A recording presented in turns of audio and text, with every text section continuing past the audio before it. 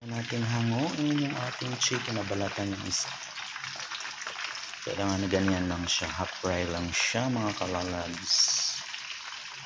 Ating chicken savory mga kalalabs. Ayan, kumukulo na siya. Mamaya balik rin natin siya. Ang bango-bango, grabe. Amoy pa lang, nakakatakam na talaga siya. Ayan. Balik rin natin siya para yung kabila naman maluluto. Ayan.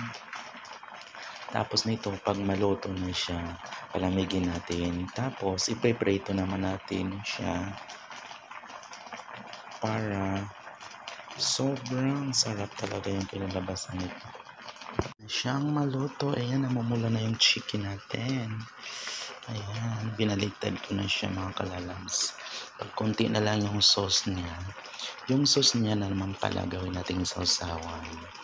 Mamaya, pag naprito na tong ating chicken. Ayan, yummy yummy. Nanguin na natin ang ating chicken. Nagkadandahan lang. Hirap. Kasi nagbibideo yung isang hands. Ayan. Sana hindi madurog. Ay, sana hindi ka madurog. Huwag kang madurog. Tapos yung sauce nito, ito yung gawin natin sausawan. Oh, aray. Napaso na ako. Oh my gosh. Ayan. Palamigin natin siya bago natin siya prituhin.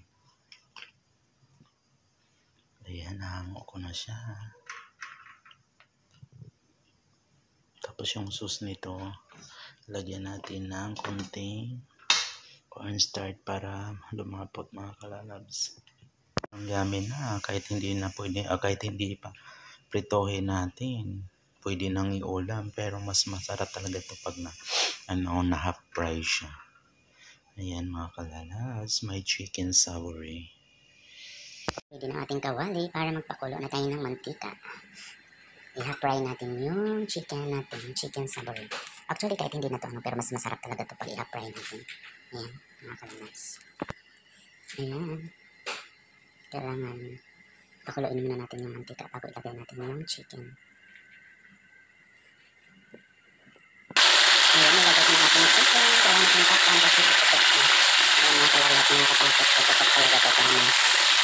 Finishing natin sa ating chicken savory mga kalalabs. Ayan. Yung isa niluluto ko pa. Ayan, nakaprito. Yan na yung finishing natin ng ating chicken savory. Masarap sana to kung may leeks. Ayan. Thank you, thank you. Don't forget to like, share, and subscribe and to follow mga kalalabs. Ayan. Mamaya kainan na. Nandyan na ata sila. Nandyan na.